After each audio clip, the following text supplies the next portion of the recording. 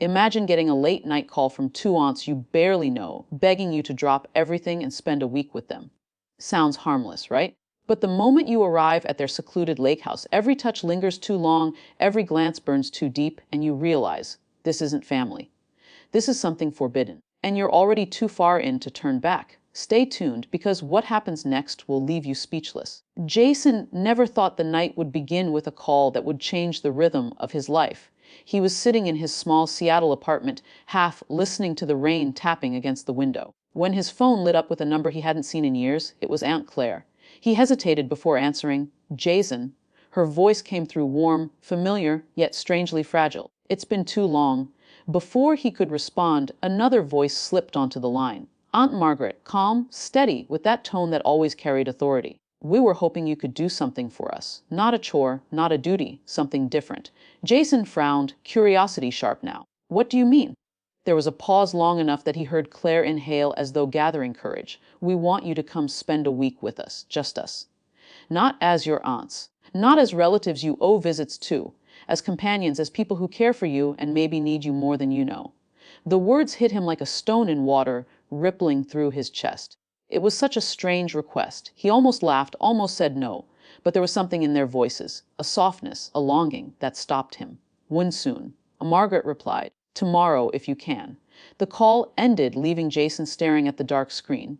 His heart was unsettled. He had grown up barely knowing them. Two sisters who lived their own lives in Oregon and Canada. They were names in cards, voices in quick birthday calls, polite smiles across dinner tables. And yet here they were, reaching out as if something important was at stake. By morning, he had packed a bag and was driving north. The highway stretched long, the rain giving way to patches of pale sun. He kept telling himself this was just family, just a visit. But deep down, a voice whispered that it wasn't. The lake house appeared in the afternoon light, hidden among tall pines, its windows glowing amber against the shadows. Claire was waiting at the door, her hair loose, a sweater draped around her shoulders.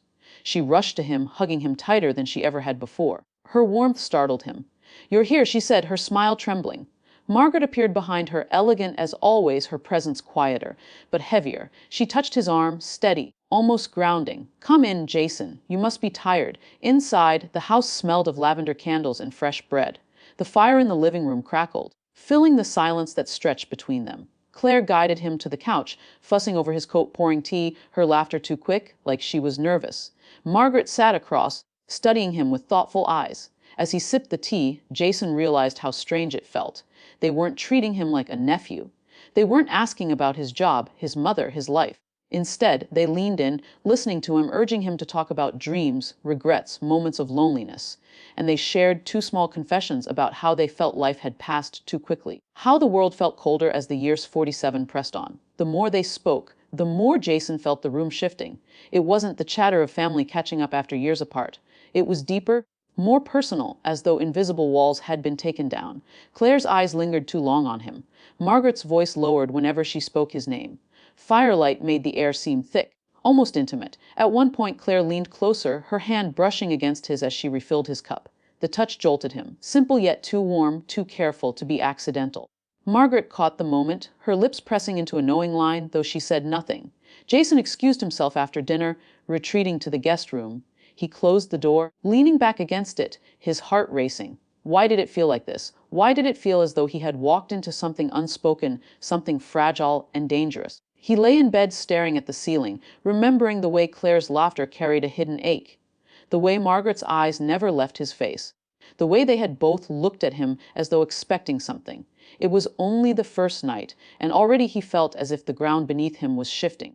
Their invitation had sounded simple over the phone. But now he understood there was more, something neither of them had said out loud yet. He turned off the lamp. The room fell into darkness. Outside, the lake shimmered under the moonlight, and the house settled into silence. But Jason couldn't sleep because somewhere deep inside, he already knew this week would not be ordinary. This was only the beginning. The second night in the lake house began with firelight and silence. Jason sat on the couch, a glass of wine in his hand, trying to steady himself. The room was warm, the kind of warmth that made thoughts run slower, but his heart was moving too fast. Claire sat on the rug near the fireplace, her knees tucked under her, her eyes sparkling with mischief. Margaret sat across from him, calm as ever, her back straight, her gaze steady, watching everything. It didn't feel like family. It didn't feel like duty. It felt like something else. Claire broke the silence first. Do you remember the last time we saw you? You were 16. You barely spoke a word to us then. Her laugh was soft, but her eyes didn't leave his face. No, look at you. You're grown, different. We almost don't know you anymore. Jason smiled awkwardly. That was years ago. People change. Margaret leaned forward, her voice low, deliberate. Yes, people change. And sometimes we only notice when it's too late. The way she said it sent a chill through him. She didn't mean it as small talk. She meant something else, something heavier. Claire reached for the bottle and refilled his glass before he could protest. Her fingers brushed his wrist, lingering just long enough to make his chest tighten. She smiled like she hadn't noticed, but Jason knew she had. Every move of hers carried intention. The conversation drifted to old memories, the way the family had drifted apart, the loneliness that came with empty houses and passing years. Claire spoke quickly, her laughter bright but thin, as if she was filling the air so it wouldn't collapse into silence. Margaret spoke rarely, but when she did, her words landed like stones in water, steady ripples spreading outward. At one point, Margaret turned to Jason directly. Tell us, she said, what do you want in life? Not work, not responsibility. What do you really want? The question caught him off guard. He hesitated, staring at the glass in his hand. I don't know, he admitted quietly. Connection. Maybe something that feels real. Neither of them spoke right away. Claire lowered her eyes as though the answer had cut into her. Margaret nodded once, her face unreadable, but her gaze softened. The fire cracked, sending sparks upward. Claire leaned closer, resting her chin on her hand, studying him like he was a mystery she was eager to solve. Margaret stayed still, but the air between them grew charged, thick with words left unsaid. When Claire laughed again, it wasn't light anymore. It carried something deeper. She told him about her life in Portland, how nights felt longer, how she sometimes sat by the window and wished someone would just sit with her in silence. Margaret added her own confession, quiet but raw. She admitted that sometimes she felt invisible, that people only saw her strength but never her loneliness. Jason listened, his chest tightening with each word. These were not the stories of two women sharing family chatter. These were confessions, as if they had been waiting years for someone safe enough to hear them. And somehow they had chosen him. He tried to respond, but his words stumbled. Instead, he reached out without thinking, resting his hand lightly on Margaret's. The touch was brief, meant only as comfort, but the moment stretched. She looked at him, and in her eyes was something he couldn't name. Gratitude, longing, maybe both, Claire noticed. She tilted her head, her smile faint, almost sad, but she said nothing. The night grew later. Claire curled on the couch beside him, her shoulder pressing against his. The closeness, casual yet deliberate. Margaret remained across, her silence heavier now, her eyes watching every shift, every breath. Jason's thoughts tangled. He should have felt out of place, uncomfortable. Instead, he felt drawn in, caught between them. The warmth of Claire against his side, the steadiness of Margaret's gaze. It was too much and not enough at the same time. When the clock struck midnight, he excused himself, his voice unsteady. I think I should sleep. Claire touched his arm, her fingers soft, her eyes holding his a moment too long. Of course, rest well. Margaret only nodded, but her expression carried something unspoken, something that followed him down the hallway to his room. In the quiet of the guest room, Jason sat on the edge of the bed, his hands gripping the sheets. His heart wouldn't slow down. He replayed the evening again and again. Claire's playful nearness, Margaret's steady intensity, the way both had opened their hearts to him in ways that didn't feel like family. He knew this wasn't simple. He knew something was stirring beneath the surface, something that might break him if he wasn't careful. But another truth rose stronger than fear. He didn't want to leave. As the fire in the living room died, Jason lay awake, caught between two women who had been strangers most of his life, but were now pulling him into a world he couldn't turn away from. The week was far from over, and already his heart was tangled. The morning began with silver mist crawling over the lake, the kind of quiet that made the world feel paused. Jason stood at the window, staring out, still restless from a night without sleep. The air smelled of pine and damp earth, and for a moment he thought of leaving, packing his bag, driving away, pretending none of this had ever happened. But before the thought could settle, Claire knocked softly and stepped inside without waiting. You're awake, she said with a smile that looked almost too bright. She wore a thick sweater, her hair loose around her shoulders. Come with us. We're going for a walk. Margaret was already waiting outside, her coat buttoned, her hands in her pockets.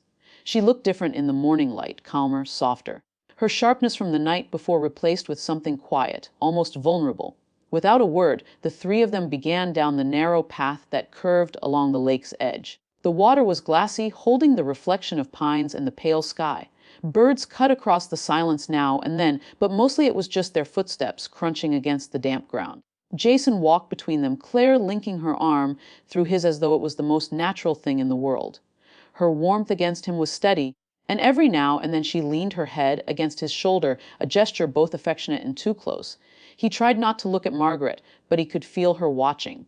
Her steps were slower, her presence heavy behind them, like she carried thoughts too large to say out loud.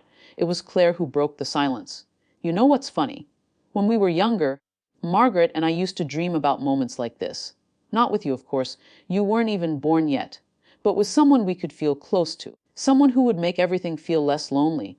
Jason glanced at her, uncertain how to answer. She smiled, but it wasn't the teasing smile she had worn the night before. It was wistful, almost sad. Margaret's voice came from behind, low and steady. That's why we asked you here, Jason. We didn't want another holiday where everyone smiles at the table and then disappears. We wanted something real, someone to share the silence with, someone who listens. Jason slowed his steps, his heart beating fast. He felt Claire's grip on his arm tighten slightly, as if she was afraid he would pull away. I don't know what you mean, he said, though part of him knew exactly what they meant. Claire stopped walking and turned toward him. The mist wrapped around them, the world suddenly small and private. Her eyes searched his, wide and bright, almost pleading. We mean this, you, us, together, without pretending to be something we're not. The words hit him hard, and before he could respond, Margaret stepped closer. She didn't touch him, but her nearness was enough. Her gaze was steady, her voice soft. We don't want to confuse you, don't want to hurt you. But we've both lived long enough to know that what matters isn't what others expect. It's what makes the heart beat. Jason's throat tightened. His chest felt heavy, like he was carrying something too big for him. He looked at Claire, then Margaret, and the weight of their eyes made it impossible to breathe evenly. Claire smiled faintly, though her voice trembled.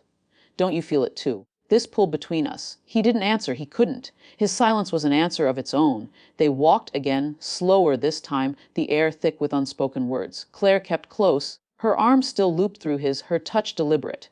Margaret stayed quiet, but Jason felt her presence even stronger now, like her silence carried more than words ever could. When they reached the edge of the dock, Claire let go and sat down, her feet dangling just above the water. I used to come here alone, she whispered. I'd imagined someone sitting beside me. Someone who saw me not as a sister, not as an aunt, not as a name on a holiday card. Just me. Margaret stood behind them, her arms crossed, her eyes on the horizon. And I used to imagine not feeling invisible, she said quietly. But life doesn't hand you what you want. You either reach for it or it slips away. Jason sat beside Claire, his hands clasped tightly in his lap.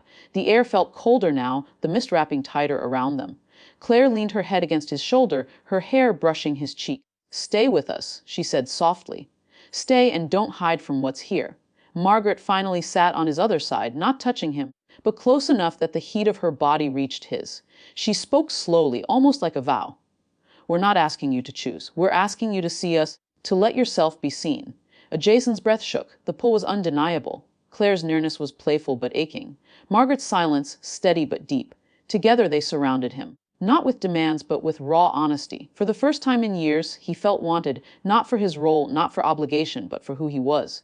And yet it terrified him. The mist thickened, the lake stretching endless before them. Jason stared into the water, searching for answers he didn't have. His heart beat against his ribs like it wanted to escape, like it already knew a choice had been made without him realizing it. He should have spoken, should have said something to break the tension.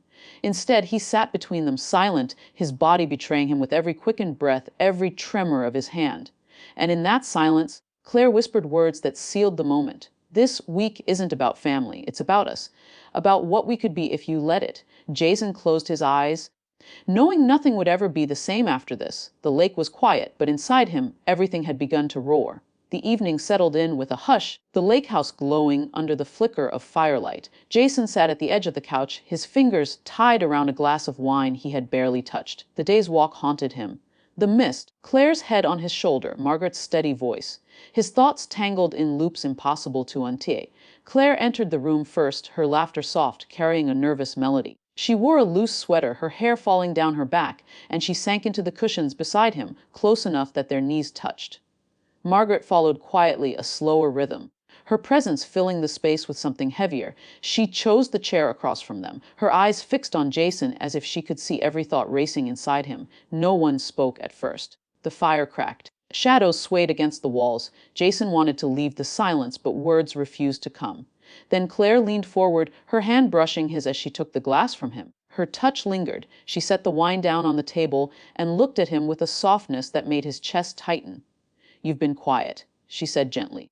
"Do we frighten you?" He swallowed, his throat dry. "No, I don't understand." Margaret's voice broke the air, calm but carrying weight. "That's because we haven't told you everything." Jason's stomach knotted. He looked between them, caught between Claire's warmth and Margaret's gravity. Claire leaned closer, her eyes shimmering with something that wasn't playfulness anymore. It was longing, raw and uncovered. "We asked you here," Claire whispered, "because we didn't want to live in silence anymore. We've spent years hiding, waiting for people who never came, building lives that felt full but were empty inside. We wanted something real, someone to share ourselves with, someone who sees us not as a role, not as an obligation." Margaret nodded, her tone lower, steadier. "We're tired of pretending. We don't want to be just aunts who show up for birthdays. We want to love. We want to be loved honestly without walls." The words pressed into Jason's chest, heavy and electric. He searched their faces for a sign that it was a joke, some strange game. But there was no laughter, no teasing, only open hearts and the weight of truth. Claire touched his hand again, this time holding it. Her fingers were warm, trembling slightly. "We're not asking for something you can't give. We're asking you to let this be what it is.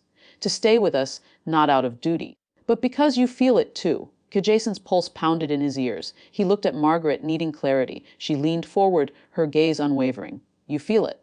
Don't deny it. The closeness, the pull between us. It's here. We can all sense it. You're not imagining it, Jason." He pulled his hand back, standing abruptly. Pacing the rug like the ground itself was too unsteady. His words tumbled out in broken pieces. This isn't normal. You're my aunts. I came here thinking it was family, thinking you just wanted company." Claire rose too, stepping toward him. "And you gave us company. But Jason, look at me. Does this feel like family to you? It's the way we talk, the way we sit together, the way you look at us. It's more than that, you know it." Her nearness was unbearable, her honesty sharper than any blade. Jason's chest ached with confusion and something deeper, something he couldn't bring himself to name. Margaret stood last slower, but when she spoke, her voice was almost tender. "We are not asking you to replace anything. We are asking you to allow yourself to step into something true. Something forbidden maybe, but true." A spark popped, breaking the silence. Jason's hands shook as he pressed them against his face. He wanted to run, yet he couldn't move. Every breath pulled him deeper into the room, into their presence, into the pull he had been trying to fight since he arrived. Claire's voice broke softly, almost pleading. "Don't walk away. Don't leave us in this silence again. Just be here with us." When Jason lowered his hands, he saw both of them, Claire with eyes wet, Margaret steady but softer than he'd ever seen her. They weren't asking with words anymore. Their faces told him everything. Slowly, he sat back down, his body trembling. Claire slipped beside him again, her arm brushing his, her touch delicate but firm enough to remind him she was there. Margaret sat closer this time, not across, but beside the fire, leaning forward, her hands clasped as if in prayer. "Whatever happens after tonight," Margaret said, her voice hushed but certain, "our lives will not be the same. But maybe that's what we've needed all along, a change, a truth." Jason felt the weight of their confession settle over him like a storm. He thought of all the years lost, the distance, the hollow greetings at family tables. And now, in this house by the lake, everything had been stripped away until only honesty remained. Claire rested her hand lightly on his arm. "This is your choice. But if you stay, stay with your heart open. Not as our nephew, someone we've chosen, and who chooses us." Margaret's eyes caught his then, steady, unflinching. "You don't have to answer now, but don't deny what you feel." The fire burned low, shadows swayed, and Jason's world tilted. He sat between them, trapped not by obligation, but by desire, by the sudden realization that they had given him something he didn't know he had been searching for. Connection that was raw, messy, but real. And though fear pressed at the edges of his thoughts, he knew one thing with startling clarity.